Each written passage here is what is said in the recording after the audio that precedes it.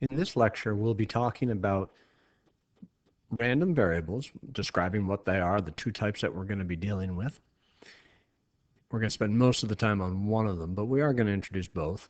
We're going to talk about this concept of a probability model, which is a really pretty straightforward idea. And then we're also going to talk about expected mean and standard deviation of a discrete random variable.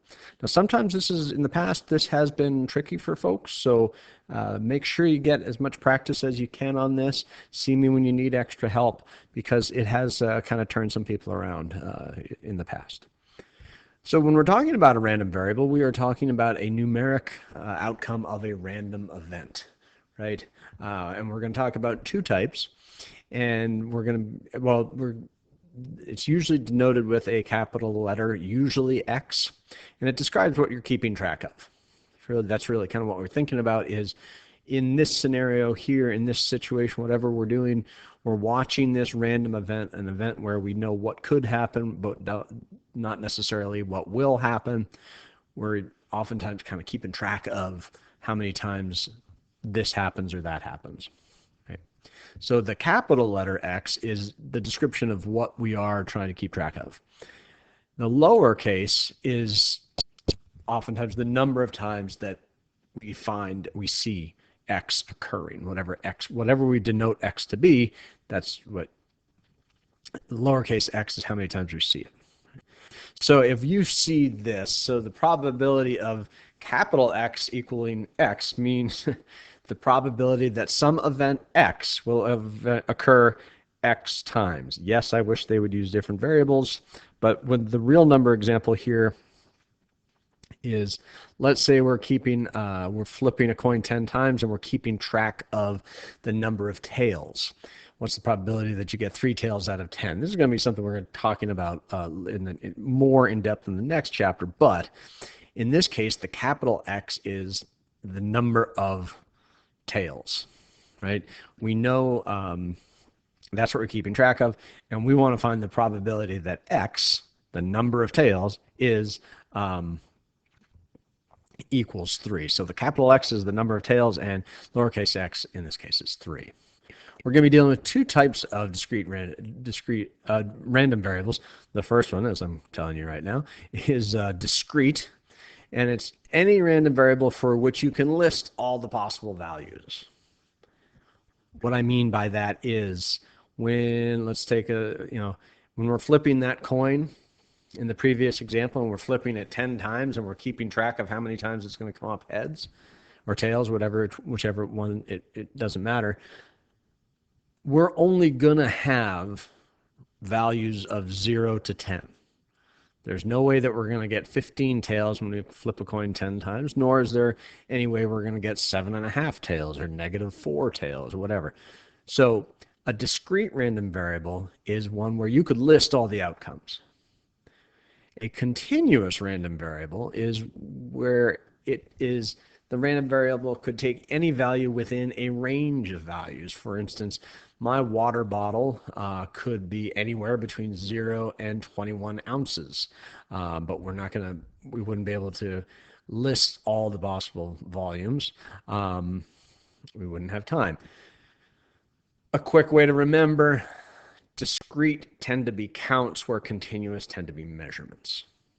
So if it's something that can be counted, it's usually, you can probably say it's going to be a discrete. But if it's something that's measured, like the volume of my water bottle, that would be continuous. We're going to deal with both of these types in this chapter, and what the processes we learn apply to both.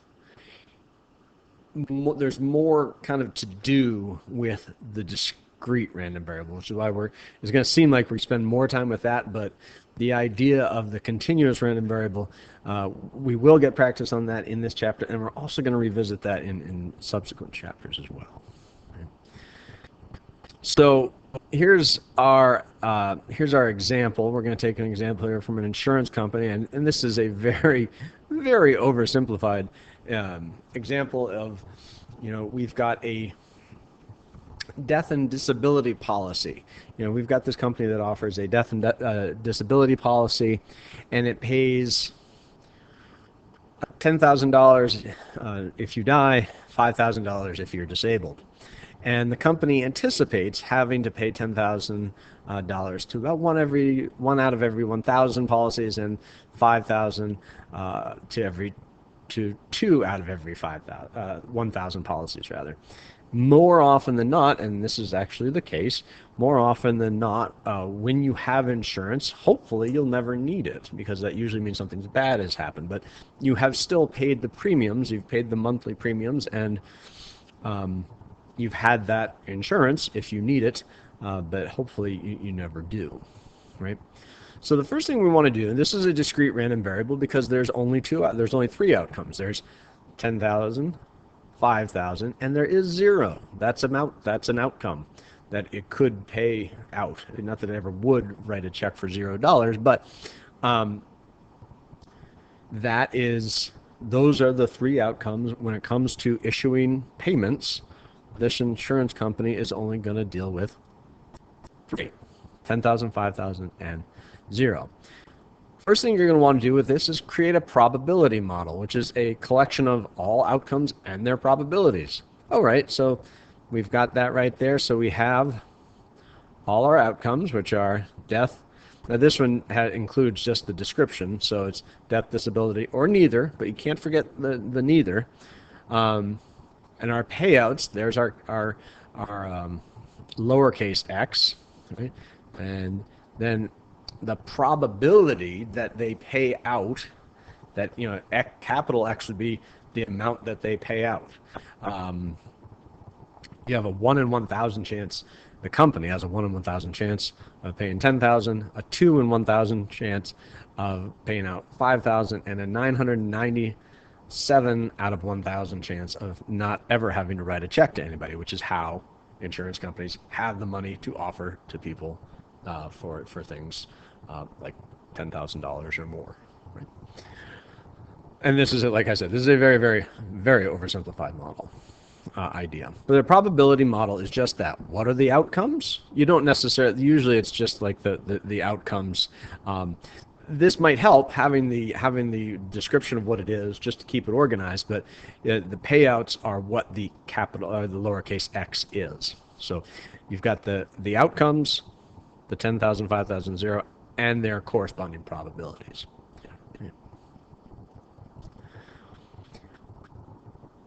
The company is going to want to know on average, how much they would expect to pay on every policy. Right? And that's what's called the expected value, or the mean of a random variable. So when we're talking about that particular probability model, how we find the expected value of the mean of a random variable is quite simple.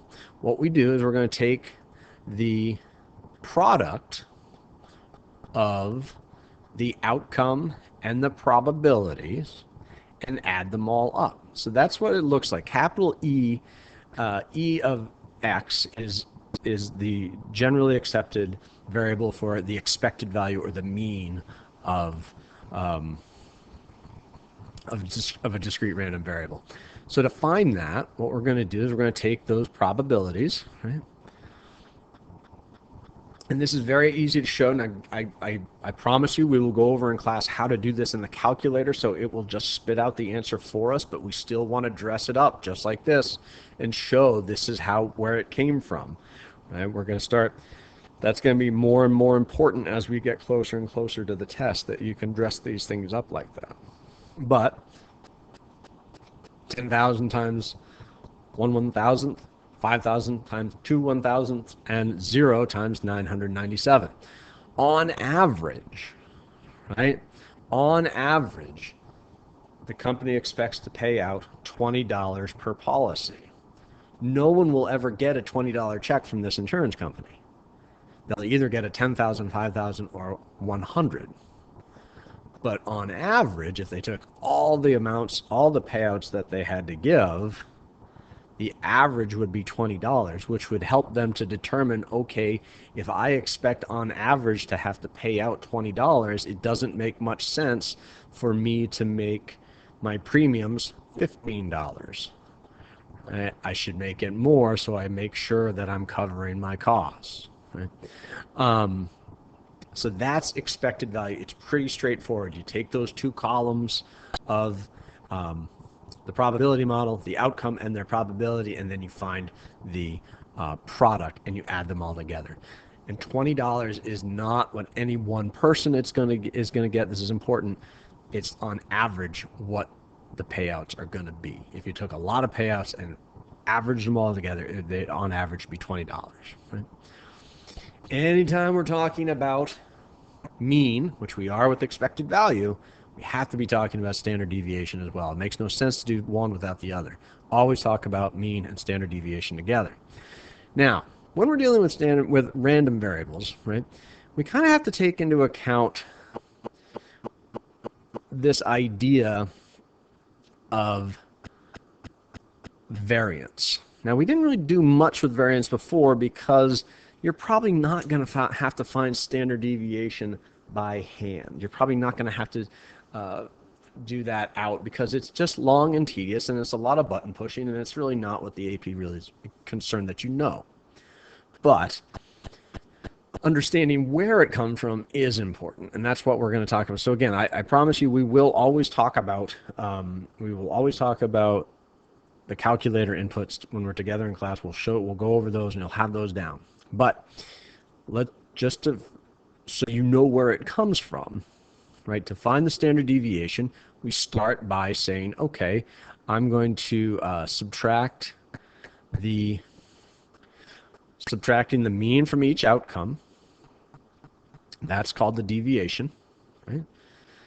And just like we did before, we're going to square each deviation because there is going to be some negatives in there, and we only want to be dealing with the positive values, right?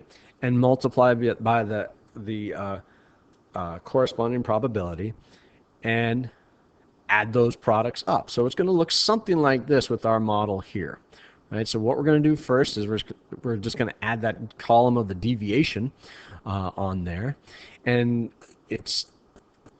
we do want to take into account that 0. This is where it comes into play, right? And so we'll take those deviations, and then we're going to say, okay, I'm going to first square those deviations and multiply them by their respective probabilities. So 9,980 squared times 1/1000 plus so on and so forth, right? And the squaring takes care of that whole negative component, which doesn't really mean anything when we're measuring spread because it's a measure of distance, right? This part is the variance. And this is at this stage. Now, when we first introduced mean and standard deviation, we didn't really care much about variance because it was just like the second to last step. Here we do care about variance, and here we are going to need variance. So we always want to be including variance in our work here. Sorry, that's not on the screen here. There it is. Always include variance as well as the standard deviation when discussing the spread. We'll talk about that in subsequent lectures.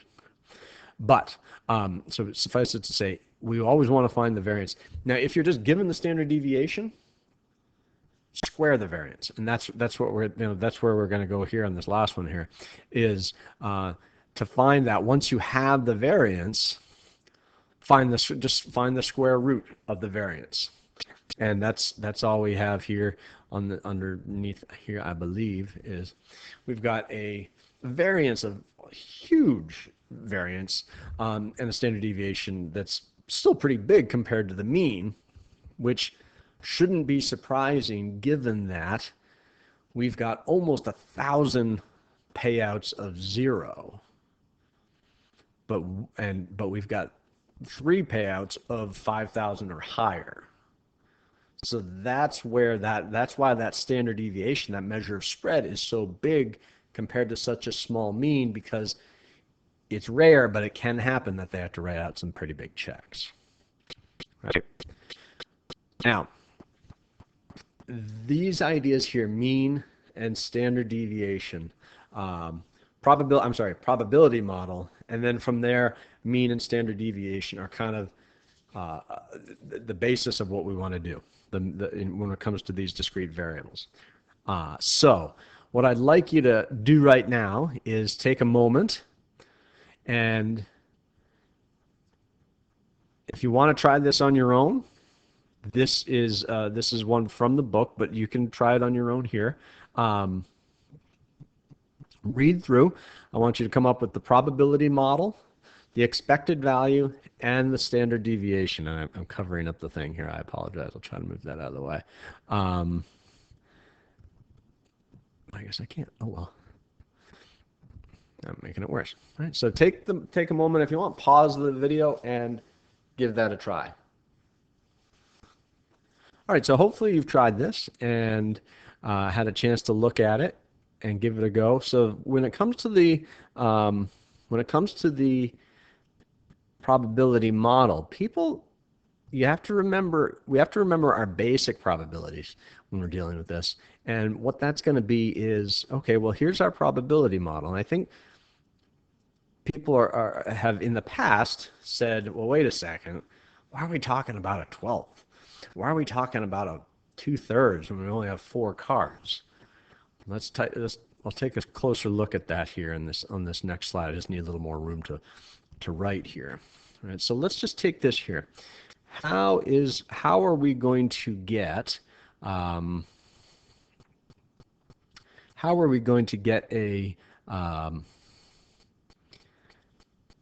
$20 discount? Well, if we flip over a heart on the first card, that's the only way you're going to get a $20 discount. So the probability of getting a heart is 1 out of 4. That's the easy one. Most people get that one. How are you going to get a $10 discount? They're very specific as to how you're going to get a $10 discount. Is if you first flip over a diamond and then flip over a heart. Probability-wise, we're talking diamond and then a heart. Right? So the probability that you get a diamond on the first one is 1/4. Probability that you get a heart after that is now down to 1/3. That's where the 1/12 comes from, because this is a multiplication rule. There's a couple ways you could do the next one, but there's a lot of ways you can wind up with a black ace. You could draw a black ace, ace of spades or an ace of clubs right off the bat. That's 2 ways. Or you could get a diamond and then an ace of spades and a diamond and then an ace of clubs, and that you would wind up with $0 there. Or you could look at it this way and say, all right, well, 1/4 is really 3/12. I've accounted for 1/12 with the diamond then heart combination. So the clubs, don't be jealous of my artwork here, and the spades have to make up the rest of it, right? Which is 8/12 or 2/3. That's where that 2/3 comes from. So just remember that when there's a scenario where when you have multiple ways to get there, you have to take them all into account. And we know it has to be one of these outcomes is the only outcome we're going to have, right? So everything else is how we got that 2/3. It's that complement rule, right? So there's our probability model. Our expected value is 20 times 1/4 times 1/4, 10 times, so on and so forth, right there. On average, the Quiet Nook restaurant would expect a discount of $5.83. No one's going to get that discount, but that's on average what they would expect to have to pay out each time a person did it. Standard variance-wise, and again, you can just show this because we're going to go through we're going to go through the process of doing this with the calculator, which makes it much easier. but you still want to dress it up as if we're not doing it. The funny thing is, it actually won't give you, the calculator won't give you the variance. It'll give you it'll give you the standard deviation, but from there it's very easy to get the variance. And you'll see why we need the variance in our next lecture. Right?